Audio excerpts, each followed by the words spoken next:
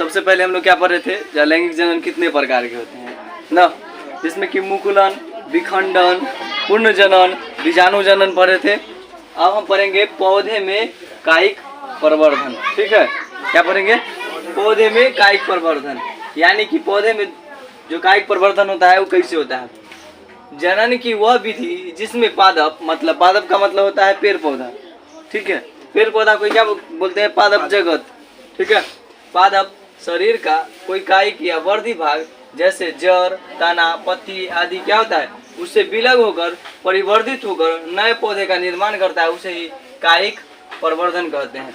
जैसे कि कोई पेड़ लेगा और उसको काट करके उसके तना को कहीं अलग अगर हम लगा देते हैं तो फिर से तना क्या होगा, अपना विकास कर लेता है।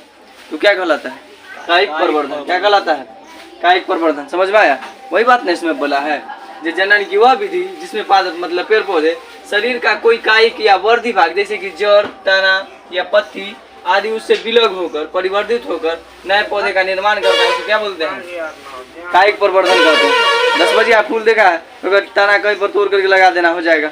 हाँ सर जी, छत पर फेंक दिए, गुस्सा था हो गया। हाँ, इसी ढंग से और सारा होता है पौधा, जिसको क्या किया जाता है, या तो उसका जड़ का थोड़ा सा काट करके लगा दो तो हो जाएगा, नहीं तो तना लगा दो या पत्ती लगा दो ना, जिससे कि क्या हो जाता है, अपना विकास कर लेता है। उसके बाद क्या है?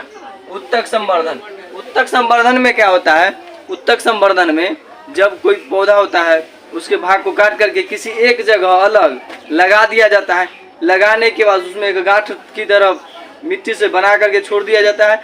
उसके बाद वह गांठ क्या हो जाता है, एक जो कलम का पेड़ जो होता है ना वैसा बन जाता है, जिसको कैलस कहते हैं। क्या कहते हैं? कैलस। अब फिर इसका इस्तेमाल क्या करते हैं, जब बड़े मिट्टी के अंदर डाल देते हैं, जिससे वो क्या होता है, एक बहुत बड़ा पौधा का निर्माण करता है, उसको ही क्या बोलते हैं? उत्तक संवर्धन कहते हैं। किसको कहते हैं उत्तक संवर्धन? किसी पौधे के तने को काट करके उसमें जड़ को पहले पैदा करना, जड़ पैदा हो जाएगा तो उसको क्या बोलते हैं? सूत्रयुग्मन गांठ कहते हैं उसको। ठीक है, उसको जब वो तैयार हो जाएगा पौधा तो उसका नाम क्या होता है? कैलस। क्या कहते हैं? कैलस। और कैलस के क्या करते हैं हम लोग?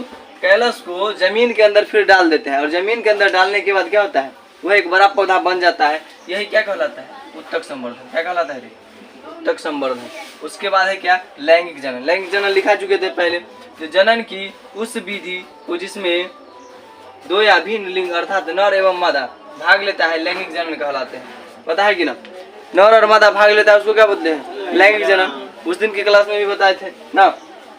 लिंग के आधार पर ना 2 भाग में बांटा गया है। लैंगिक जनन को लिंग के आधार पर कितने भाग में? 2 भाग में, एक लिंगी और द्विलिंगी। एक लिंगी और द्विलिंगी। किसको किस में बांटा गया है? एक लिंगी और द्विलिंगी।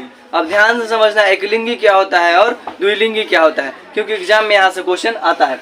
और लिंग जो लैंगिक जनन होता है इसमें जो गुणसूत्र होता है कितना होता है? 46। जोड़ा में पूछेगा तो 23।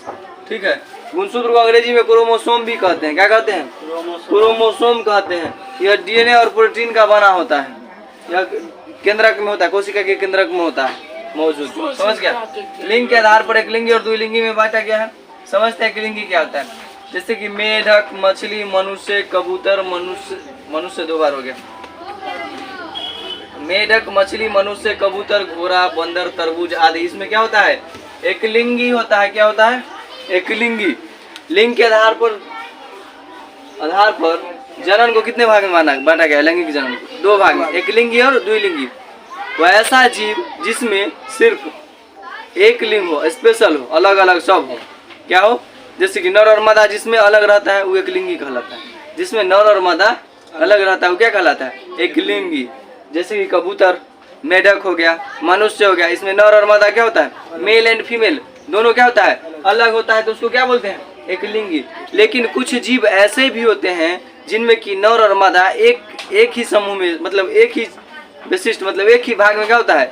स्थित होता है। जैसे कि मान लो सरसों का पेड़, उसमें एक ही में रहता है।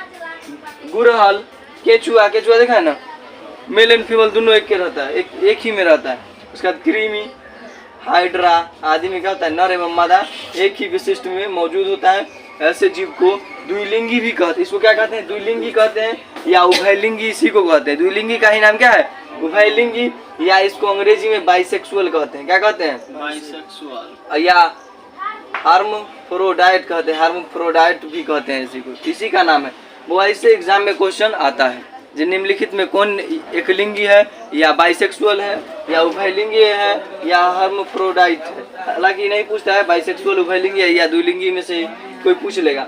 एकलिंगी जिसमें कि नर और मादा अलग अलग रहता है, जब दोनों पास आएंगे तो उसके अंदर से, मेल के अंदर से स्पर्म और फीमेल के अंदर से ओवम, जब दोनों आपस में क्या करता है, मैच, तो क्या बनता है? जाइगोट, निषेचन, फर्टिलाइजेशन होता है ना। लेकिन द्विलिंगी में क्या होता है, एक ही जीव के अंदर वो सारा कुछ नर और मेल एंड फीमेल वाला क्या होता है, जो गुण होता है, प्रॉपर्टीज क्या होता है उसमें मौजूद होता है। समझ में आया?